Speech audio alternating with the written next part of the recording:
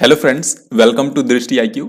दोस्तों, आज की इस वीडियो में हम लोग कवर करेंगे नवंबर महीने के दूसरे सप्ताह यानी कि 8 से लेकर के 14 नवंबर की मोस्ट इंपॉर्टेंट करंट अफेयर्स। तो इस वीडियो में मैंने सेकेंड वीक से 50 सबसे इंपॉर्टेंट क्वेश्चंस को चुना है। आपको इस वीडियो को बिल्कुल ध्यान से देखना है क्योंकि इस वीडियो में हर एक क्वेश्चन काफी महत्वपूर्ण है और आपकी परीक्षा में पूछा जा सकता है। तो चलिए शुरू करते हैं। यहाँ पर आपके सामने आज का सबसे पहला क्वेश्चन है, केंद्रीय औद्योगिक सुरक्षा बल यानी कि CISF के नए महानिदेशक कौन बने हैं? तो बताइए इसका क्या आंसर होगा। इसका राइट आंसर होगा ऑप्शन बी यानी कि सीलवर्धन सिंह। तो CISF यानी कि जो केंद्रीय औद्योगिक सुरक्षा बल है, इसके बारे में आपको पता होगा, ये भारत के जो सरकारी औद्योगिक संस्थान हैं उनकी सुरक्षा का काम करता है। इसका मुख्यालय नई दिल्ली में स्थित है और ये भारत का जो गृह मंत्रालय है उसके अधीन आता है।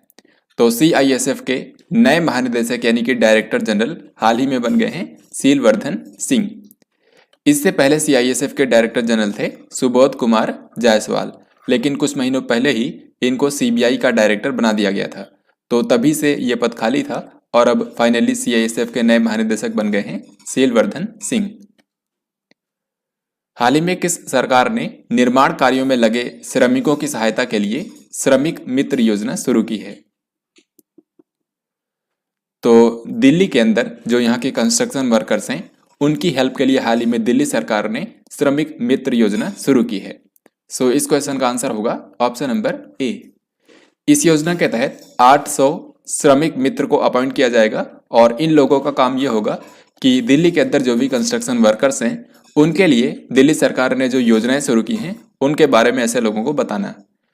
तो याद रखिएगा, कंस्ट्रक्शन वर्कर्स के लिए श्रमिक मित्र योजना की शुरुआत की है दिल्ली सरकार ने। भारत के 72वें शतरंज ग्रैंड मास्टर कौन बन गए हैं? ग्रैंड मास्टर का जो टाइटल होता है ये अंतर्राष्ट्रीय शतरंज संस्था के द्वारा दिया जाता है जिसको बोलते हैं FIDE। तो भारत के 72वें व्यक्ति जिनको ग्रैंड मास्टर का टाइटल मिला है ये हैं मित्रभा गुहा। और ये कौन से राज्य से हैं अगर आपसे पूछें तो ये हैं पश्चिम बंगाल से। सो इस क्वेश्चन का हमारा आंसर हो जाएगा ऑप्शन नंबर डी।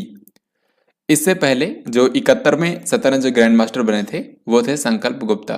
इनको भी हाल ही में ग्रैंड मास्टर का टाइटल मिला है। तो याद रखिएगा, संकल्प गुप्ता जो हैं ये महाराष्ट्र राज्य से हैं। तो 71वें ग्रैंड मास्टर पूछें तो संकल्प गुप्ता जो कि महाराष्ट्र से हैं, और अगर 72वें ग्रैंड मास्टर के बारे में पूछा जाए तो याद रखिएगा मित्रभा गुहा जो कि हैं पश्चिम बंगाल से। और इसी तरीके से अगर मैं आपसे पूछूं कि भारत के सबसे पहले शतरंज ग्रैंड मास्टर कौन थे तो याद रखिएगा ये थे विश्वनाथन आनंद जो कि भारत के मशहूर शतरंज खिलाड़ी थे और इन्हीं को सबसे पहले मेजर ध्यानचंद खेल रत्न पुरस्कार भी दिया गया था। भारत को किस देश से 108 साल के बाद देवी अन्नपूर्णा की एक प्राचीन मूर्ति प्राप्त हुई है? तो बताइए इसका क्या आंसर होगा। काफी इंपॉर्टेंट क्वेश्चन है। इसका आंसर होगा कनाडा। तो हाल ही में कनाडा से भारत को देवी अन्नपूर्णा यानी कि जो अन्न की देवी हैं इनकी एक मूर्ति प्राप्त हुई है जो कि 108 साल पहले यानी कि लगभग 1913 के आसपास इस मूर्ति को वाराणसी शहर से चुरा लिया गया था और अभी 108 साल के बाद भारत को ये वापस से मिली है, जिसको कनाडा कंट्री ने भारत को दिया है।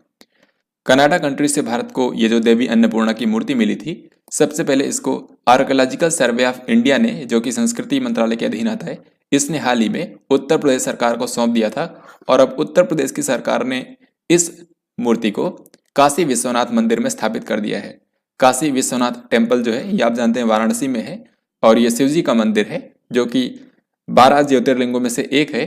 तो यहीं पर हाल ही में देवी अन्नपूर्णा की इस मूर्ति को स्थापित किया गया है। तो ये भी आपको ध्यान रखना है, कनाडा से मूर्ति भारत को मिली है और इसको उत्तर प्रदेश के वाराणसी में काशी विश्वनाथ मंदिर में स्थापित किया गया है। IRCTC द्वारा संचालित श्री रामायण यात्रा ट्रेन 7 नवंबर के दिन किस स्टेशन से शुरू हुई है? तो Indian railways catering and tourism corporation के द्वारा जो रामायण यात्रा ट्रेन चलाई गई है इसको हाल ही में 7 नवंबर के दिन रवाना किया गया। ये जो ट्रेन है ये पर्यटकों को 17 दिनों की यात्रा कराएगी। इसमें भगवान राम से जुड़े जो धार्मिक स्थल हैं वहां पर यह ट्रेन जाएगी। तो याद रखिएगा, श्री रामायण यात्रा ट्रेन जो है इसको हाल ही में दिल्ली के सफदरगंज रेलवे स्टेशन से रवाना किया गया था। सो इस क्वेश्चन का आंसर होगा ऑप्शन डी। पद्मश्री पुरस्कार से सम्मानित होने वाली पहली भारतीय महिला फुटबॉलर कौन बनी है? तो काफी महत्वपूर्ण क्वेश्चन है, क्योंकि पद्मश्री जो भारत का चौथा सर्वोच्च नागरिक सम्मान है, इससे सम्मानित होने वाली भारत की पहली महिला फुटबॉलर बन गई हैं ओइनम बेम्बेम देवी। सो इसका आंसर होगा ऑप्शन बी। और ओइनम बेम्बेम देवी जो हैं ये मणिपुर राज्य से हैं।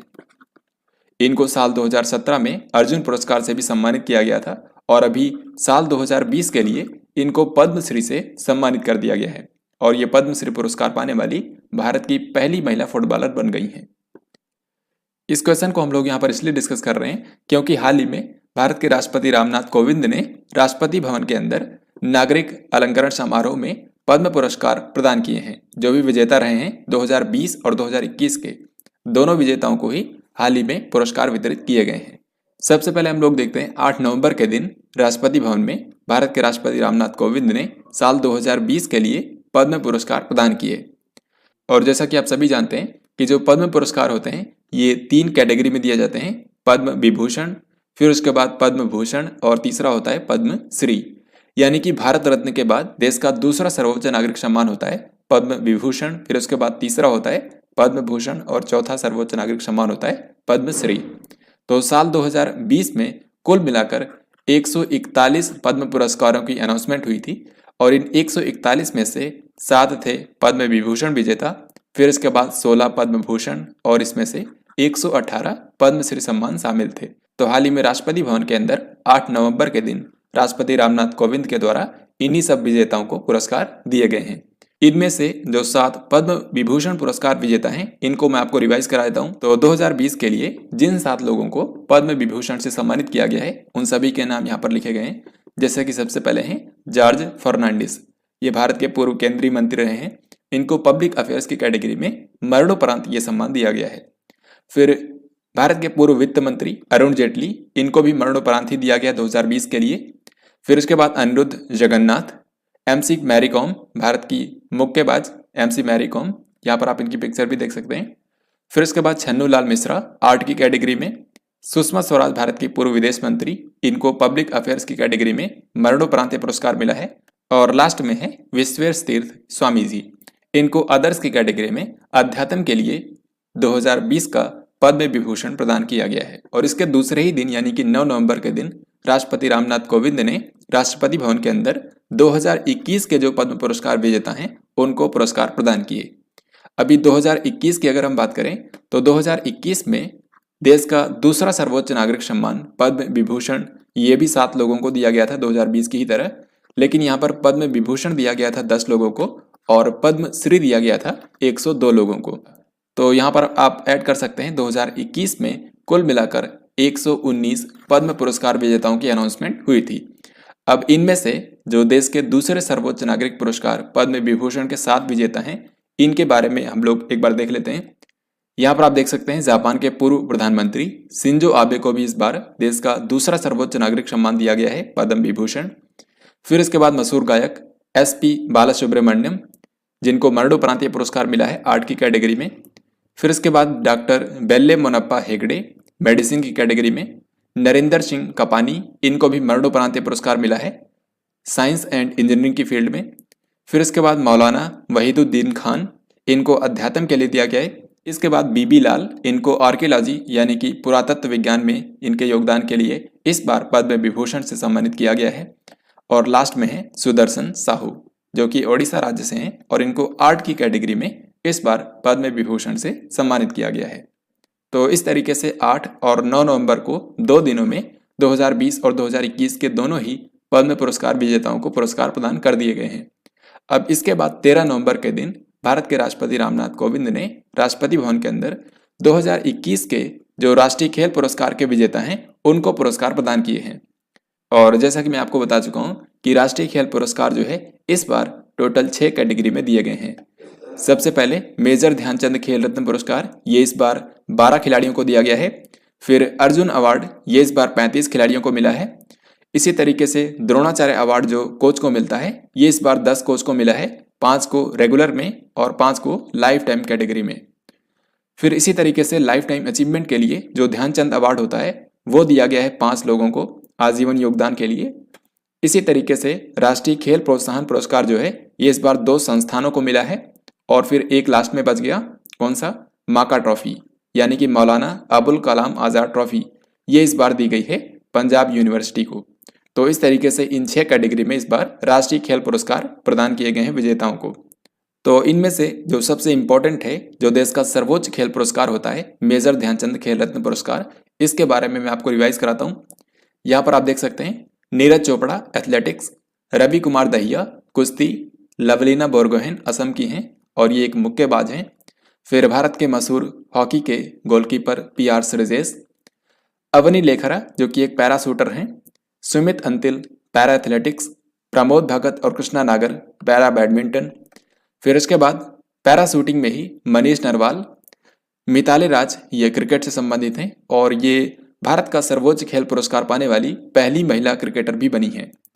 देन इसके बाद सुनील छेत्री भारत के फुटबॉल खिलाड़ी और ये इस समय भारतीय फुटबॉल टीम के कप्तान भी हैं।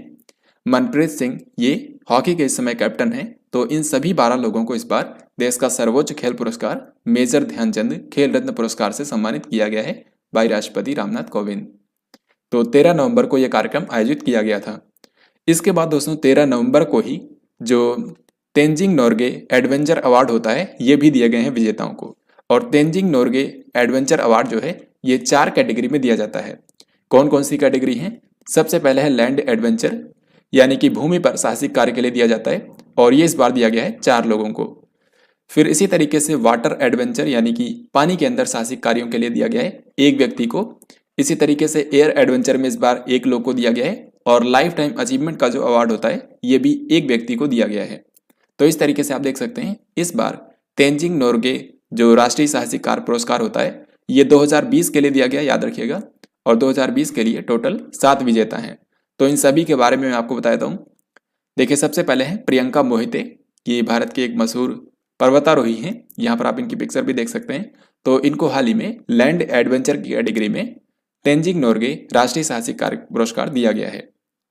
इसी तरीके से जयप्रकाश कुमार, अमित बिष्ट और शीतल, इन तीनों लोगों को भी लैंड एडवेंचर की कैटेगरी में ही इस बार तेंजिंग नोर्गे राष्ट्रीय साहसिक कार्य पुरस्कार दिया गया है। फिर इसके बाद अगर हम वाटर एडवेंचर की कैटेगरी में देखें तो ये इस बार 1 व्यक्ति को दिया गया है, श्रीकांत विश्वनाथन। एयर एडवेंचर में भी सर्वेश डडवाल को दिया गया है और लास्ट में है लाइफ टाइम अचीवमेंट। तो लाइफ टाइम अचीवमेंट का जो राष्ट्रीय साहसिक कार्य पुरस्कार है इस बार ये जय किशन को दिया गया है। तो इस तरीके से दोस्तों आपको इन सभी विजेताओं के बारे में याद रखना है। यहाँ से कोई भी क्वेश्चन आपके एग्जाम में पूछा जा सकता है। 7 से लेकर 9 नवंबर तक गोवा मैरीटाइम कॉन्क्लेव का कौन सा संस्करण आयोजित किया गया? तो दोस्तों गोवा मैरीटाइम कॉन्क्लेव जो है ये समुद्री सुरक्षा पर एक सम्मेलन होता है। इसका आयोजन हाल ही में 7 से लेकर 9 नवंबर तक किया गया और ये इसका 3रा संस्करण था। सो इस क्वेश्चन का आंसर होगा ऑप्शन नंबर बी। ये जो सम्मेलन होता है ये हिंद महासागर क्षेत्र के अंदर समुद्री सुरक्षा को बढ़ावा देने के उद्देश्य से आयोजित किया जाता है। भारत का पहला roof top drive in theatre कहाँ पर लॉन्च किया गया है? यानी कि एक ऐसा थिएटर लॉन्च किया गया है जहां पर आप खुले आसमान के नीचे मूवीज देख सकते हैं। तो इस तरीके से कुछ ये roof top drive in theatre हाल ही में लॉन्च किया गया है मुंबई के अंदर। मुंबई में रिलायंस जियो ने इसको स्थापित किया है, ये आपको ध्यान रखना है। तो इसके जरिए लोग अपने गाड़ियों में बैठे हुए ही मूवीज को देख सकते हैं। और इस ड्राइव इन थिएटर के अंदर जो सबसे पहली मूवी दिखाई गई वो थी अक्षय कुमार की सूर्यवंशी। हाल ही में खबरों में रहा 4660 नेरेस क्या था? तो इसका आंसर होगा ऑप्शन ए, यानी कि एक क्षुद्र ग्रह यानी कि एस्टेरॉयड था। इसके बारे में हाल ही में नासा ने जानकारी दी थी कि ये धरती की तरफ बढ़ रहा है और 11 दिसंबर के दिन ये धरती से सबसे नजदीक से होकर गुजरेगा। तो याद रखिएगा 4660 नेरेस जो है ये एक एस्टेरॉयड है। भारत का कौन सा शहर साल 2021 में यूनेस्को क्रिएटिव सिटीज नेटवर्क में शामिल हो गया है? तो दोस्तों यूनेस्को का जो क्रिएटिव सिटीज नेटवर्क है ये उन शहरों को एक साथ लाता है जिनका विकास रचनात्मकता के आधार पर हुआ है।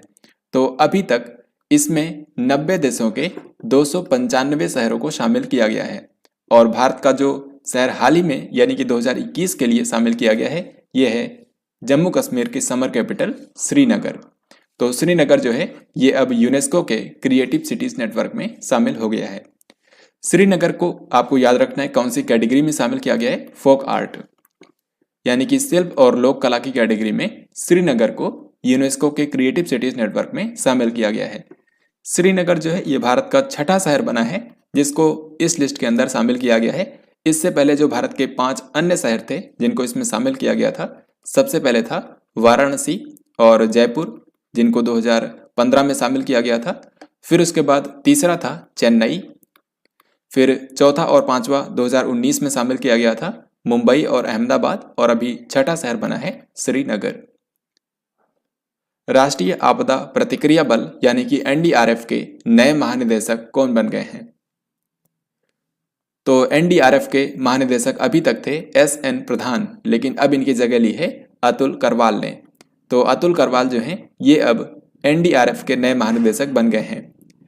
राष्ट्रीय आपदा प्रतिक्रिया बल जो है ये भारत में जो भी आपदाएं आती हैं, जो भी डिजास्टर्स आती हैं, उनसे निपटने का काम करता है। इसका हेडक्वार्टर भी नई दिल्ली में है और ये भी भारत के गृह मंत्रालय के अधीन आता है। वाणिज्य मंत्रालय के द्वारा जारी लीड्स 2021 रिपोर्ट के अनुसार लॉजिस्टिक्स प्रदर्शन में शीर्ष राज्य कौन सा है? तो लीड्स जो इंडेक्स होता है इसका फुल फॉर्म होता है logistics ease across different states. तो भारत के अलग अलग राज्यों के बीच जो सामानों का आवागमन है वो कितनी आसानी से होता है, उसी के आधार पर यह रैंकिंग जारी की जाती है। तो 2018 में वाणिज्य मंत्रालय के द्वारा इसको पहली बार लॉन्च किया गया था और अभी जो लीड्स 2021 रिपोर्ट है यह इसका तीसरा संस्करण है। तो इसमें भी गुजरात राज्य ने ही नंबर 1 स्थान हासिल किया है लगातार तीसरे साल। सो इसका आंसर होगा ऑप्शन नंबर बी। यहाँ पर दोस्तों आप देख सकते हैं जो लीड्स 2021 रिपोर्ट है इसको भारत के वाणिज्य मंत्रालय ने जारी किया है। इसमें 3 कैटेगरी बनाई गई है। सबसे पहले है स्टेट्स जिसमें टोटल 21 राज्य हैं और इनमें नंबर 1 स्थान हासिल किया है गुजरात राज्य ने।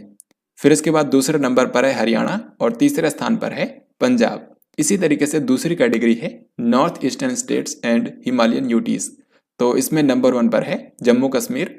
और जो तीसरी कैटेगरी है यूनियन टेरिटरीज की, इसमें नंबर 1 पर है दिल्ली। तो याद रखिएगा लॉजिस्टिक्स परफॉर्मेंस में भारत का नंबर 1 राज्य है गुजरात। एमवे इंडिया ने हाल ही में किस बॉलीवुड अभिनेता को अपना ब्रांड एम्बेसडर बनाया है? तो एमवे जो कंपनी है ये अमेरिका की एक हेल्थ और ब्यूटी प्रोडक्ट्स बनाने वाली कंपनी है। तो इनकी जो भारत में ब्रांच है एमवे इंडिया, इसने हाल ही में ब्रांड एम्बेसडर बनाया है अमिताभ बच्चन को। Sunrise over Ayodhya nationhood in our times ये किताब किसने लिखी है? इसका सही आंसर होगा ऑप्शन नंबर बी यानी कि सलमान खुर्शीद। सलमान खुर्शीद जो हैं ये कांग्रेस पार्टी के नेता हैं और ये 2012 से लेकर 2014 तक भारत के विदेश मंत्री थे। तो इन्होंने हाल ही में अयोध्या के ऊपर किताब लिखी है sunrise over Ayodhya nationhood in our times. इस किताब में बताया गया है कि किस तरीके से अयोध्या डिस्प्यूट जो है उस पर सुप्रीम कोर्ट के द्वारा फैसला लिया गया था। आपको बताया कि 9 नवंबर 2019 को सुप्रीम कोर्ट ने अयोध्या विवाद पर फैसला सुनाया था और इसमें यह कहा गया था कि जो 2.77 एकड़ की विवादित जमीन है ये राम मंदिर के निर्माण के लिए इस्तेमाल की जाएगी और मस्जिद के निर्माण के लिए अयोध्या में ही अलग से 5 एकड़ की जमीन दी जाएगी। तो ये जो फैसला सुनाया गया था सुप्रीम कोर्ट के द्वारा, उसी के ऊपर ये किताब लिखी गई है सनराइज ओवर अयोध्या। इसको लिखा है भारत के पूर्व विदेश मंत्री सलमान खुर्शीद ने। अंतरिक्ष में चलने वाली पहली चीनी महिला अंतरिक्ष यात्री कौन बन गई हैं? तो यहां पर आप जिनको देख रहे हैं ये चीन की पहली महिला बनी है जिन्होंने हाल ही में स्पेस वॉक की है। तो इस क्वेश्चन का आंसर होगा ऑप्शन बी यानी कि वांग यपिंग। वांग यपिंग इनका नाम है। एक्चुअल में क्या है कि हाल ही में चीन ने अपना एक मिशन भेजा है जिसका नाम है सेंझोउ 13। सेंझोउ 13 जो मिशन है ये 6 महीनों के लिए भेजा गया है स्पेस में और इसके तहत 3 अंतरिक्ष यात्रियों को भेजा गया है और उन्हीं में से एक थी वांग यपिंग। तो इन्होंने हाल ही में स्पेस स्टेशन से बाहर निकलकर लगभग 6 घंटों तक स्पेस में ही स्पेस वॉक की, जिसके चलते ये अंतरिक्ष में चलने वाली यानी कि स्पेस वॉक करने वाली चीन की पहली महिला अंतरिक्ष यात्री बन गई हैं। तो इनका नाम याद रखिएगा वांग यपिंग।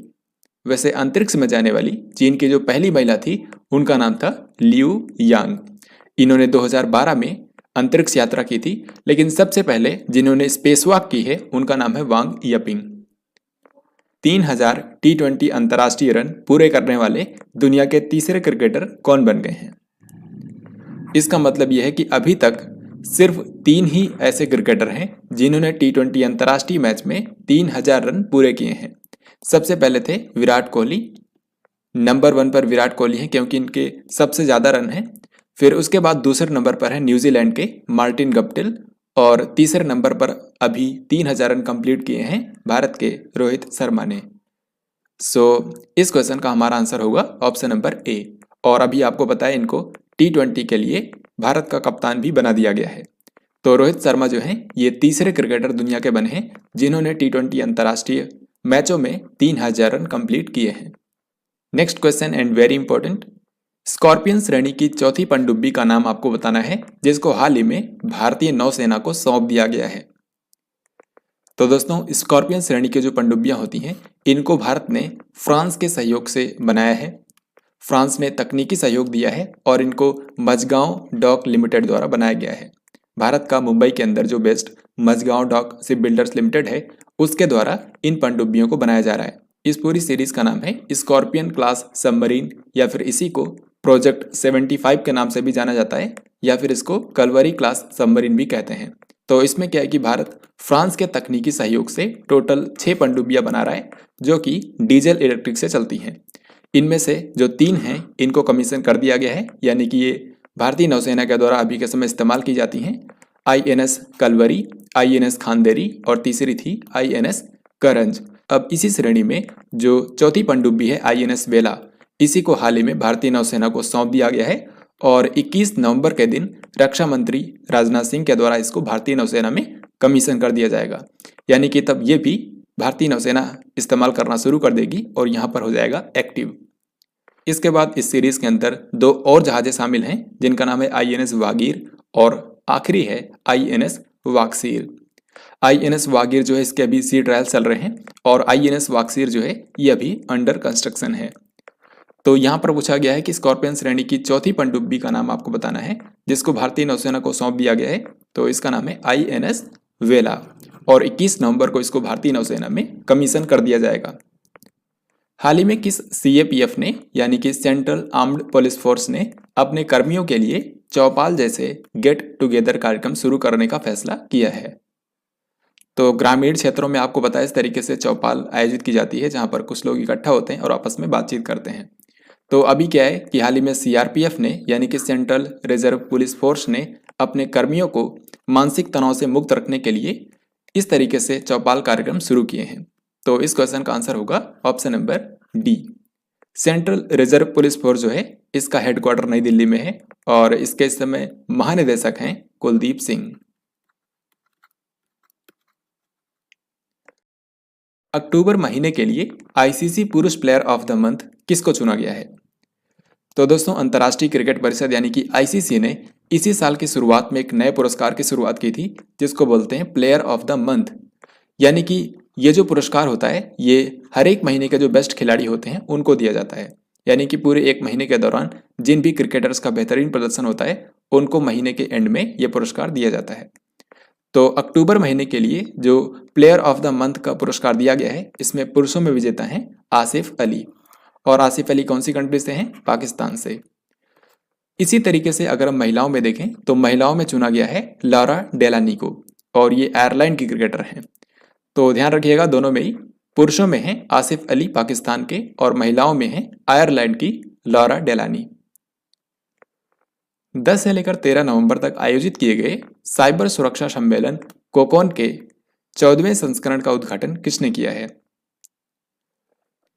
तो कोकोन नाम का जो साइबर सुरक्षा सम्मेलन होता है ये हैकिंग और साइबर सिक्योरिटी के ऊपर आयोजित किया जाता है। हाल ही में इसका 14वां संस्करण आयोजित किया गया है। तो इसका उद्घाटन किसने किया? इसका उद्घाटन किया है भारत के chief of defence staff Bipin Rawat ने।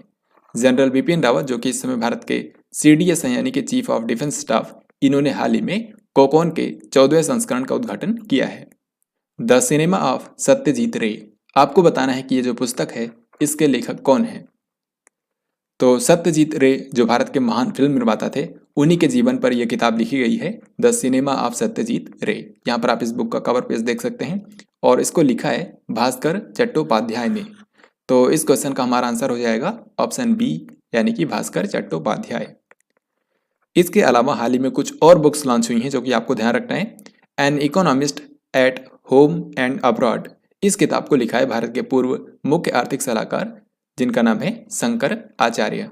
तो डॉक्टर शंकर आचार्य जो हैं ये भारत के पूर्व मुख्य आर्थिक सलाहकार रहे हैं। इन्होंने हाल ही में अपने जीवन के ऊपर एक किताब लिखी है जिसका नाम है an economist at home and abroad. Next book यहाँ पर है the sage with two horns, the sage with two horns unusual tales from mythology. इस किताब को लिखा है इन्फोसिस फाउंडेशन की जो चेयरपर्सन है सुधा मूर्ति ने। तो इन्फोसिस फाउंडेशन के जो चेयरपर्सन है सुधा मूर्ति, इन्होंने हाल ही में किताब लिखी है the sage with two horns. फिर इसके बाद इसके बारे में मैंने आपको बता ही दिया कि सनराइज ओवर अयोध्या, ये जो किताब है इसको लिखा है भारत के पूर्व विदेश मंत्री सलमान खुर्शीद ने। तो इन सभी के बारे में ध्यान रखिएगा। अब आगे बढ़ते हैं। हाल ही में किस देश ने गुआंगमू नामक दुनिया का पहला पृथ्वी विज्ञान उपग्रह लॉन्च किया है? तो हाल ही में दुनिया का पहला अर्थ साइंस सैटेलाइट लॉन्च किया है चाइना ने, और इस सैटेलाइट का नाम क्या है? इसका नाम है गुआंगमू। इसको याद रखिएगा, लॉन्ग मार्च 6 रॉकेट से लॉन्च किया गया। हाल ही में भारत के द्वारा 10 नवंबर को इनमें से किस शहर के अंदर अफगानिस्तान की स्थिति पर क्षेत्रीय सुरक्षा संवाद आयोजित किया गया? तो हाल ही में भारत के द्वारा एक रीजनल सिक्योरिटी डायलॉग का आयोजन किया गया था अफगानिस्तान के इशू पर, जो कि नई दिल्ली के अंदर आयोजित किया गया। अब यहाँ पर आपको ध्यान रखना है कि इसमें टोटल 8 कंट्रीज ने हिस्सा लिया, जिनमें एक तो भारत ही है जिसने इसकी अध्यक्षता की है। और एक चीज़ और आपको बता दूं कि ये जो सम्मेलन था ये राष्ट्रीय सुरक्षा सलाहकार के लेवल का था। तो राष्ट्रीय सुरक्षा सलाहकार भारत के जो हैं अजीत डोभाल, उन्होंने इस सम्मेलन की अध्यक्षता की है। तो इसमें जो 8 देश शामिल हुए थे ये कौन कौन से देश थे? एक तो भारत ही था, भारत के अलावा फिर रसिया, और तीसरा कंट्री ईरान। फिर ये 3 कंट्री हो गए, इंडिया, रसिया और ईरान। फिर बाकी जो 5 देश हैं वो सभी के सभी मध्य एशियाई देश हैं, यानी कि तुर्कमेनिस्तान हो गया, फिर तजाकिस्तान, किर्गिस्तान, कजाकिस्तान और उज्बेकिस्तान। तो ये सारे जो 8 कंट्रीज़ हैं इन्होंने इसमें हिस्सा लिया। इसमें पाकिस्तान और चाइना को भी इनवाइट किया गया था, लेकिन इन दोनों कंट्रीज़ ने इसमें हिस्सा नहीं लिया है।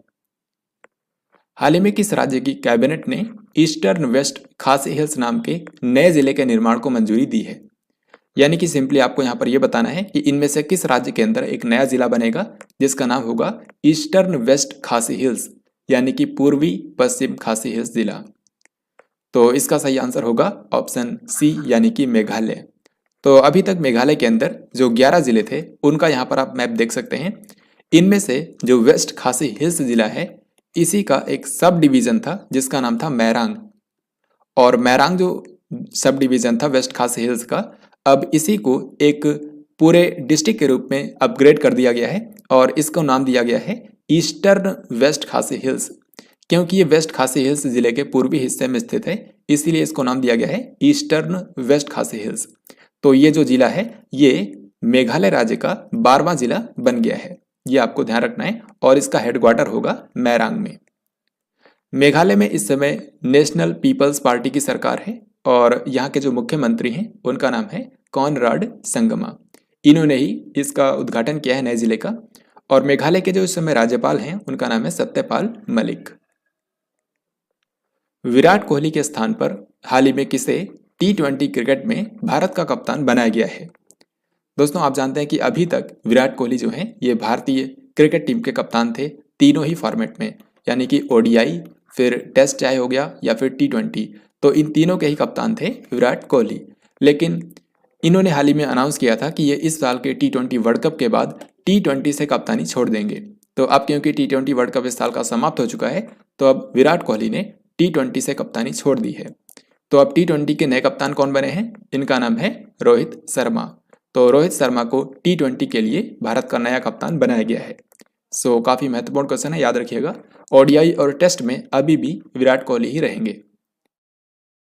COP26 सम्मेलन के दौरान 100 से अधिक देशों ने किस वर्ष तक मीथेन उत्सर्जन में 30% की कटौती करने का संकल्प लिया है?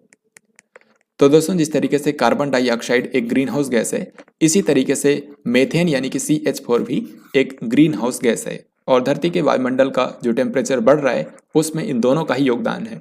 तो अब दुनिया के कई देशों ने 103 देशों ने हाल ही में साइन किया है कि ये 2030 तक, यानी कि जो ये अभी दशक चल रहा है इसके एंड तक 103 देश जो हैं ये अपने देश में मेथेन उत्सर्जन को 30% की कटौती करेंगे। हालांकि इस प्रतिज्ञा पर भारत ने भी हस्ताक्षर नहीं किए हैं, चाइना, रसिया, इन सब कंट्रीज ने भी हस्ताक्षर नहीं किए हैं। तो याद रखिएगा ये जो लक्ष्य है ये 2030 तक के लिए रखा गया है। एक बारी मैं आपको फिर से बता देता हूँ। देखिए हाल ही में आपको बताया कि जलवायु परिवर्तन के ऊपर संयुक्त राष्ट्र का जो COP26 सम्मेलन हुआ है ये स्कॉटलैंड की राजधानी ग्लासगो में किया गया और इसमें शामिल होने के लिए भारत के प्रधानमंत्री नरेंद्र मोदी भी गए थे। तो इसी सम्मेलन के दौरान ग्लोबल मीथेन प्लेज नाम की जो प्रतिज्ञा है इस पर हस्ताक्षर किए गए। इस पर टोटल 103 कंट्रीज ने हस्ताक्षर किए हैं और ये प्रतिज्ञा क्या है कि ये जो सारे कंट्रीज हैं ये 2030 तक अपने कंट्री में जो मेथेन का उत्सर्जन है इसको 30% तक कम कर देंगे। तो ये दोस्तों आपको ध्यान रखना है। हाल ही में किस राज्य की सरकार ने राज्य स्थानीय उम्मीदवार रोजगार अधिनियम 2020 को अधिसूचित कर दिया है? ये दोस्तों वही एक्ट है जिसके तहत हरियाणा सरकार अपने राज्य के अंदर 75% प्राइवेट सेक्टर की जो जॉब्स हैं वो स्थानीय लोगों के लिए आरक्षित करेगी। तो इसका आंसर होगा हरियाणा की सरकार। इसको मार्च महीने में, इसी साल मार्च महीने में हरियाणा के विधानसभा द्वारा पारित किया गया था और अभी इसके लिए जो एक्ट है इसको नोटिफाई किया है हरियाणा की सरकार ने। तो ये कब से लागू होगा? ये 2022 में 15 जनवरी से लागू हो जाएगा। तो इसके बाद से हरियाणा के अंदर जो भी ऐसी जॉब्स हैं जो कि 30,000 से कम जिनमें सैलरी है इनके लिए 75% जो जॉब्स हैं वो वहाँ के लोकल लोगों के लिए आरक्षित करना अनिवार्य होगा।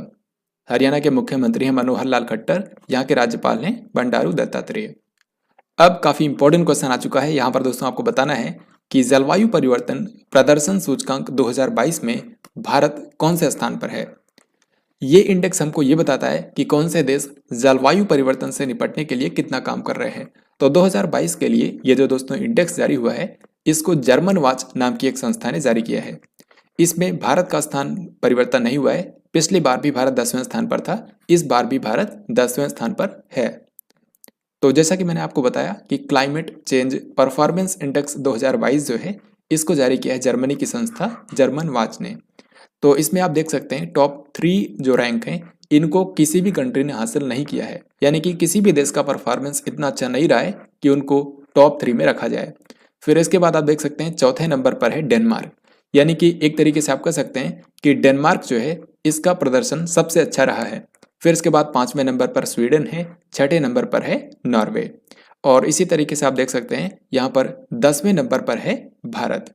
और पिछली बार की तुलना में भारत की रैंक कोई भी बदलाव नहीं हुआ है। ठीक है, पिछले बार भी 10 थी और इस बार भी भारत की रैंक 10 है।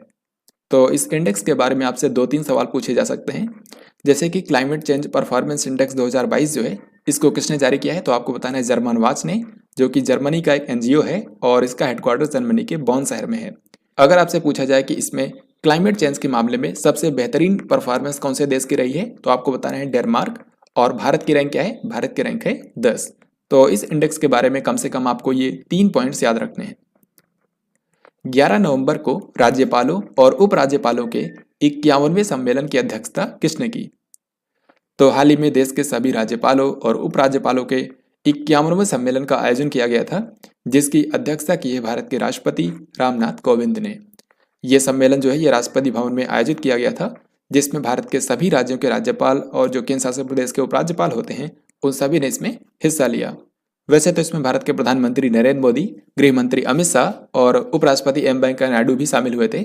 लेकिन अगर आपसे पूछा जाता है कि इसकी अध्यक्षता किसने की है, तो आपको बताना है राष्ट्रपति रामनाथ कोविंद ने। निम्न में से किसे भारतीय नौसेना का अगला प्रमुख अपॉइंट किया गया है? This is very important question, क्योंकि अब भारतीय नौसेना के जो प्रमुख हैं वो बदलने वाले हैं। क्योंकि भारतीय नौसेना के जो अभी के समय प्रमुख हैं एडमिरल करमबीर सिंह, ये इसी महीने 30 नवंबर को रिटायर हो जाएंगे। तो उनके बाद जो भारतीय नौसेना के नए प्रमुख बनेंगे इनका नाम है R हरि कुमार। तो एडमिरल करमबीर सिंह के बाद भारत के जो नए नौसेना प्रमुख होंगे इनका नाम होगा R Hari Kumar. So correct answer होगा ऑप्शन नंबर A। 10 नवंबर को राष्ट्रपति रामनाथ कोविंद ने नेपाल के सेना प्रमुख डैश को भारतीय सेना के जनरल के मानद पद से सम्मानित किया है। तो क्या है कि भारत और नेपाल के बीच में 1950 से ही एक परंपरा चली आ रही है, जिसके तहत भारत के जो सेना प्रमुख हैं जब भी नेपाल जाते हैं या फिर नेपाल के जो सेना प्रमुख जब भी भारत आते हैं तो वो एक दूसरे को उस देश के सेना प्रमुख के जनरल के मानद पद से सम्मानित किया जाता है, यानी कि उनको ऑनरेरी रैंक प्रदान की जाती है। जिस तरीके से आपको पता होगा, जब नवंबर 2020 में यानी कि पिछले साल इसी महीने में जब भारत के सेना प्रमुख नेपाल की यात्रा पर गए थे तो उस दौरान नेपाल की जो राष्ट्रपति हैं विद्या देवी भंडारी, उन्होंने भारत के सेना प्रमुख जनरल मनोज मुकुंद नरवाने को नेपाल के सेना प्रमुख के मानद पद से सम्मानित किया था। इसी तरीके से अब जब नेपाल के सेना प्रमुख प्रभु राम शर्मा भारत की यात्रा पर 4 दिनों के लिए आए थे हाल ही में, तो इनको भारत के राष्ट्रपति रामनाथ कोविंद ने भारतीय सेना के जनरल के मानद पद से सम्मानित किया है। तो याद रखिएगा, नेपाल के सेना प्रमुख कौन है? प्रभु राम शर्मा। और भारतीय सेना के प्रमुख कौन है? मनोज मुकुंद नरवाने। हाल ही में किसने डिजिटल भुगतान को सुलभ बनाने के लिए अपना पहला वैश्विक हैकाथॉन लॉन्च किया, जिसका नाम है हार्बिंजर 2021? तो इसका सही आंसर होगा ऑप्शन ए, यानी कि भारतीय रिजर्व बैंक। तो देश का जो केंद्रीय बैंक है आरबीआई, इसने हाल ही में एक हैकाथॉन आयोजित किया है। ये हैकाथॉन किस बारे में है? ये इस बारे में है कि डिजिटल भुगतान को किस तरीके से आसान बनाया जाए। तो डिजिटल पेमेंट को किस तरीके से आसान बनाया जा सकता है और ज़्यादा से ज़्यादा लोगों को डिजिटल पेमेंट के लिए इसमें जोड़ा जा सकता है, इसके लिए हाल ही में आरबीआई ने सलाह और समाधान आमंत्रित किए हैं। तो जिन भी लोगों के पास डिजिटल पेमेंट को आसान बनाने का कोई भी समाधान है या फिर सलाह दे सकते हैं, वो लोग इसमें पार्टिसिपेट कर सकते हैं। तो याद रखिएगा, हार्बिंजर 21 नाम का जो हैकाथॉन है, इसको आयोजित किया है आरबीआई ने। इसकी थीम क्या है? इसकी थीम है smarter digital payments. Smarter digital payments. प्रधानमंत्री नरेंद्र मोदी इस साल के अंत तक उत्तर प्रदेश के किस शहर में मेट्रो सेवा का शुभारंभ करेंगे? तो प्रधानमंत्री नरेंद्र मोदी के द्वारा इस साल के अंत में यानी कि दिसंबर महीने में उत्तर प्रदेश के अंदर एक मेट्रो सेवा शुरू की जाएगी और ये कहाँ पर शुरू होगी? कानपुर शहर में। आपको पता होगा, उत्तर प्रदेश के अंदर अभी तक सिर्फ 2 ही शहरों में मेट्रो संचालित हो रही है, एक तो है लखनऊ और दूसरा है नोएडा। तो अभी तीसरा शहर बनने वाला है कानपुर, जहां पर मेट्रो सर्विस शुरू की जाएगी। इसी साल के अंत में प्रधानमंत्री नरेंद्र मोदी के द्वारा इसका शुभारंभ किया जाएगा। दोस्तों, जो कानपुर मेट्रो बनी है, इसकी आधारशिला रखी गई थी साल 2016 में। अभी के समय भारत के जो उपराष्ट्रपति एम वेंकैया नायडू हैं, इन्होंने साल 2016 में इसकी आधारशिला रखी थी। हालांकि उस वक्त उपराष्ट्रपति एम वेंकैया नायडू जो हैं, ये भारत के उपराष्ट्रपति नहीं बने थे, क्योंकि आप जानते हैं 2017 में बने थे। तो 2016 में ये भारत के शहरी विकास मंत्री थे, तो उसी वक्त इन्होंने इसकी आधारशिला रखी थी। हाल ही में कहाँ की सरकार ने 1 महीने तक चलने वाला एंटी ओपन बर्निंग कैंपेन शुरू किया है? तो जैसा कि आप जानते हैं, हर साल अक्टूबर नवंबर महीने के दौरान दिल्ली में वायु प्रदूषण की समस्या काफ़ी बढ़ जाती है। और दोस्तों, क्योंकि अभी दिवाली के बाद दिल्ली के अंदर जो एयर क्वालिटी इंडेक्स है, ये खतरनाक स्थिति को भी पार कर गया था। तो इसीलिए अब दिल्ली की सरकार ने एक कैंपेन शुरू किया जिसका नाम है एंटी ओपन बर्निंग कैंपेन। ये पूरे 1 महीने तक चलेगा, यानी कि 11 नवंबर से लेकर के 11 दिसंबर तक। इस कैंपेन के अंतर्गत दिल्ली और उसके आसपास के क्षेत्रों में अगर कहीं भी खुले में अपशिष्ट को जलाया जाता है तो उसको दिल्ली सरकार के द्वारा रोकने का प्रयास किया जाएगा। तो इसी के लिए हाल ही में दिल्ली सरकार ने एंटी ओपन बर्निंग कैंपेन शुरू किया है।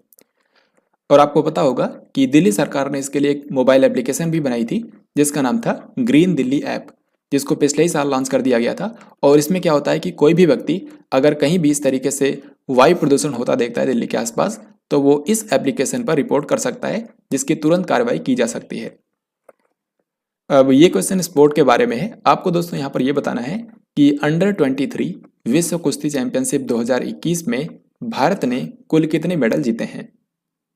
दोस्तों, यहाँ पर सबसे पहले मैं आपको बता दूं कि अभी कुछ समय पहले जो नॉर्वे की राजधानी ओस्लो में वर्ल्ड रेसलिंग चैंपियनशिप हुई थी, उससे ये अलग है, क्योंकि ये अंडर 23 लेवल की है।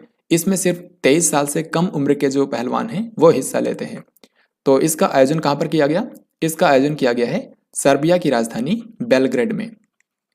तो इस चैंपियनशिप के अंदर भारत ने कुल मिलाकर 5 मेडल जीते हैं और इन 5 में से एक तो है सिल्वर मेडल, बाकी 4 हैं ब्रॉन्ज मेडल। तो ये जो सिल्वर मेडलिस्ट हैं, इन्हीं का नाम आपको याद रखना है। ये कौन है? शिवानी पवार। इन्होंने 50 किलोग्राम कैटेगरी के अंदर सिल्वर मेडल जीता है। बाकी 4 जो ब्रॉन्ज मेडलिस्ट हैं इनके नाम भी देख सकते हैं, अंजू, दिव्या काकरान, राधिका और निशा दहिया ने। और यहाँ पर आप जिनको देख रहे हैं ये हैं शिवानी पवार, जिन्होंने सिल्वर मेडल जीता है। तो ये जो चैंपियनशिप हुई ये सर्बिया की राजधानी बेलग्रेड में आयोजित की गई। नंबर 1 पर रहा रसिया और 18वें स्थान पर रहा इंडिया। इंडिया ने टोटल 5 मेडल जीते हैं और यही इस क्वेश्चन में पूछा गया है। सो आंसर हो जाएगा ऑप्शन सी। और एक चीज़ यहाँ पर आप ये भी देख सकते हैं कि इसमें जो सारे मेडल जीते हैं ये भारत की महिला पहलवानों ने ही जीते हैं। और इसी तरीके से जो कुछ समय पहले वर्ल्ड रेसलिंग चैंपियनशिप हुई थी जो कि नॉर्वे की राजधानी ओस्लो में आयोजित की गई थी, इसमें भी सिर्फ महिला पहलवानों ने ही जीते थे। इसमें भारत को 2 मेडल मिले थे, एक सिल्वर और एक ब्रॉन्ज। किसने जीता था?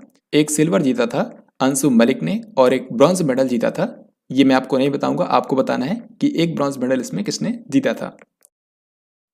हाल ही में किस राज्य की सरकार ने सड़क सुरक्षा पहल रक्षक की शुरुआत की है? तो रक्षक नाम की एक सड़क सुरक्षा पहल हाल ही में शुरू की गई है। किसने शुरू किया है ये आपको बताना है। इसको शुरू किया है ओडिशा की सरकार ने।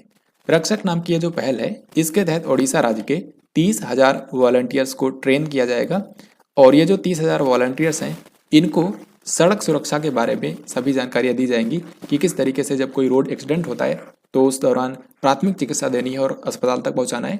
और इन वॉलंटियर्स का चयन उन स्थानों से किया जाएगा जहां पर सड़क दुर्घटनाएं ज़्यादातर होती हैं, ताकि जब भी कोई रोड एक्सीडेंट हो तो आसपास में कोई ऐसा व्यक्ति जरूर हो जो कि उसकी आसानी से मदद कर सकता है और उसको प्रॉपर इसके बारे में जानकारी होगी क्योंकि उसको ट्रेन किया गया होगा। तो याद रखिएगा रक्षक पहल जो है इसको शुरू किया है ओडिशा की सरकार ने। हाल ही में भारत सरकार ने बिरसा मुंडा की जयंती को किस रूप में मनाने का निर्णय लिया है? तो बिरसा मुंडा जो भारत के एक फ्रीडम फाइटर थे, ये जो मुंडा कम्युनिटी है, ट्राइबल कम्युनिटी है, उससे ये बिलोंग करते थे। तो ये भारत के बहुत ही बड़े फ्रीडम फाइटर थे। इन्होंने अंग्रेजों के खिलाफ कई सारे आंदोलन को नेतृत्व किया था और इसीलिए इनको भारत के ट्राइबल कम्युनिटी के द्वारा भगवान माना जाता है।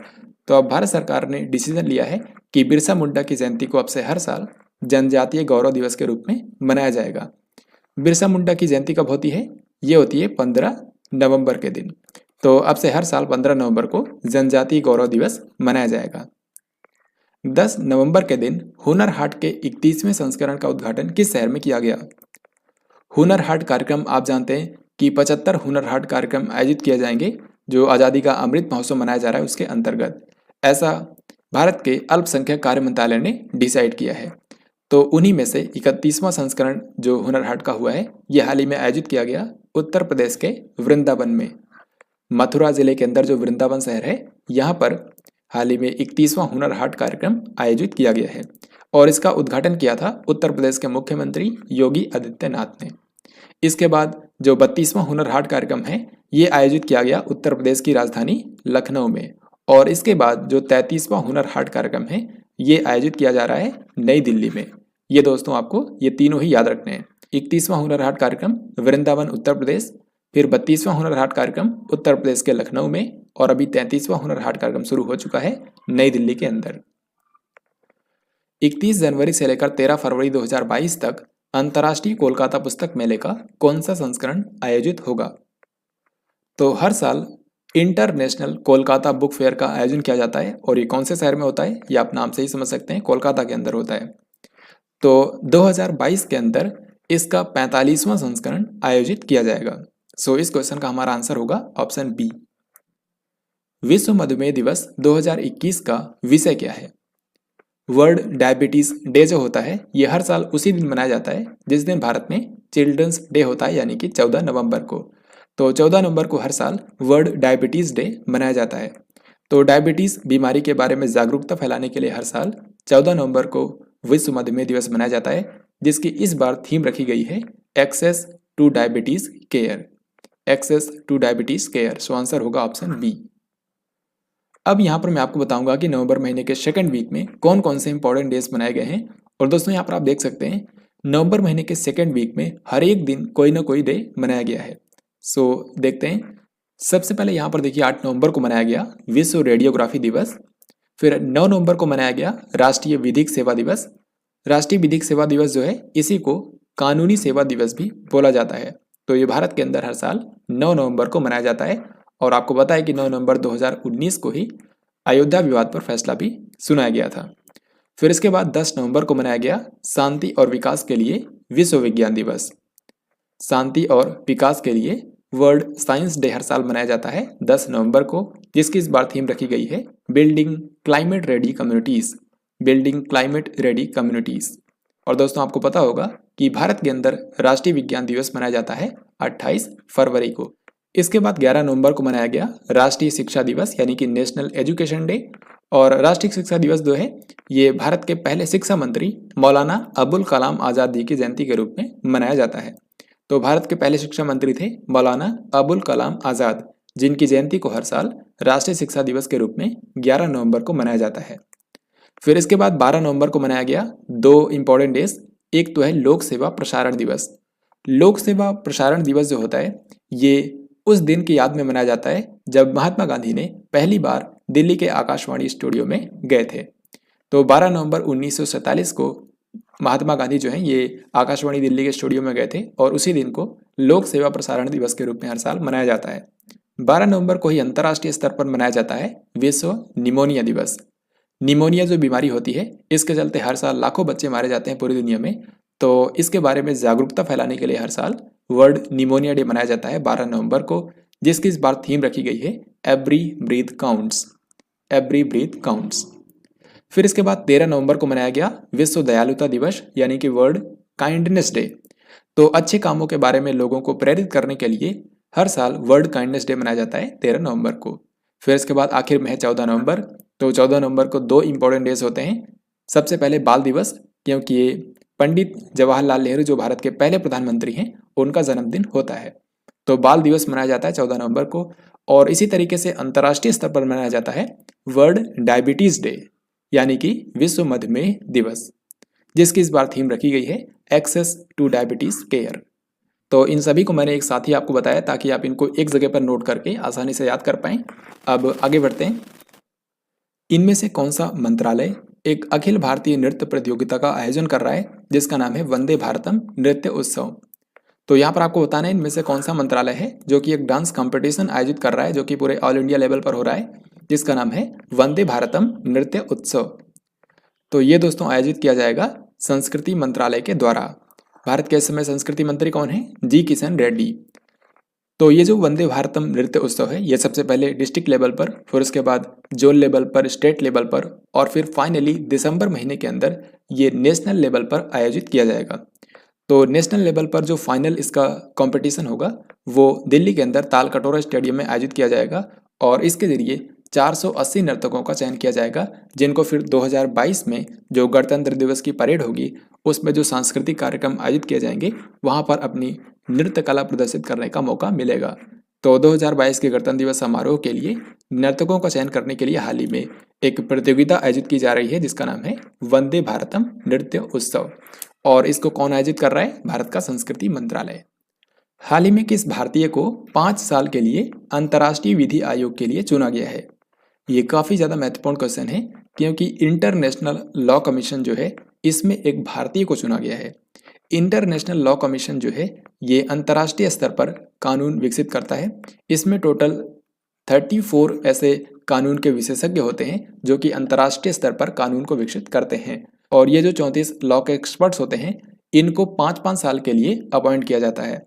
तो इनमें से एक भारतीय को भी चुना गया इस बार, जिनका नाम है प्रोफेसर विमल एन पटेल। तो इस क्वेश्चन का हमारा आंसर होगा ऑप्शन नंबर बी। एक्चुअल में अभी के समय जो अंतर्राष्ट्रीय विधि आयोग में 34 मेंबर्स हैं इनका कार्यकाल 2022 के एंड में समाप्त हो जाएगा। तो उसके बाद 1 जनवरी 2023 से लेकर अगले 5 साल के लिए कौन 34 लोग इसके मेंबर होंगे उसी के लिए हाल ही में चुनाव किया गया था और उनमें से एक जो है वो भारत के हैं जिनका नाम है विमल एन पटेल। तो याद रखिएगा विमल एन पटेल जो है इनको अंतर्राष्ट्रीय विधि आयोग के लिए चुना गया है और इनका कार्यकाल शुरू होगा 1 जनवरी 2023 से, जो कि 5 सालों तक का होगा। और एक चीज़ मैं आपको और बता दूं कि ये जो सदस्य चुने जाते हैं 34 मेंबर्स, इनको यूनाइटेड नेशन जनरल असेंबली के द्वारा चुना जाता है। हाल ही में किस केंद्रीय मंत्री ने नागरिकों के लिए tele law mobile application launch की है? तो इसके आप नाम से समझ सकते हैं, इसको लॉन्च किया है भारत के कानून और न्याय मंत्रालय ने, जिसके मंत्री हैं किरण रिजिजू। तो किरण रिजिजू ने हाल ही में टेली लॉ नाम की मोबाइल एप्लीकेशन लॉन्च की है जिस पर कोई भी व्यक्ति कानूनी सलाह ले सकता है। याद रखिएगा, इसमें जो भी लोग फ्री में कानूनी सहायता लेने के पात्र हैं उनको फ्री में दिया जाएगा परामर्श। बाकी अन्य लोग भी इसमें कानूनी परामर्श ले सकते हैं, लेकिन प्रति परामर्श उनको 30 रुपये देने होंगे। ठीक है, तो ये याद रखिएगा, किरेन रिजिजू भारत के कानून और न्याय मंत्री ने लॉन्च किया है। 13 नवंबर को किसने उत्तर प्रदेश में आजमगढ़ विश्वविद्यालय की आधारशिला रखी है? अगर यहाँ पर आंसर आपने किया है नरेंद्र मोदी, तो इसका ये आंसर नहीं होगा।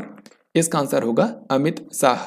भारत के जो गृह मंत्री हैं अमित शाह, ये हाल ही में 13 नवंबर को उत्तर प्रदेश की यात्रा पर गए थे और इन्होंने जो यहाँ का आजमगढ़ जिला है इसके लिए आजमगढ़ विश्वविद्यालय की आधारशिला रखी है। ये जो आजमगढ़ विश्वविद्यालय बनेगा इसको 108 करोड़ रुपए की लागत से बनाया जाएगा। अब इस क्वेश्चन में दोस्तों आपको ये बताना है कि हाल ही में किस देश ने आईसीसी पुरुष T20 वर्ल्ड कप 2021 का खिताब जीत लिया है?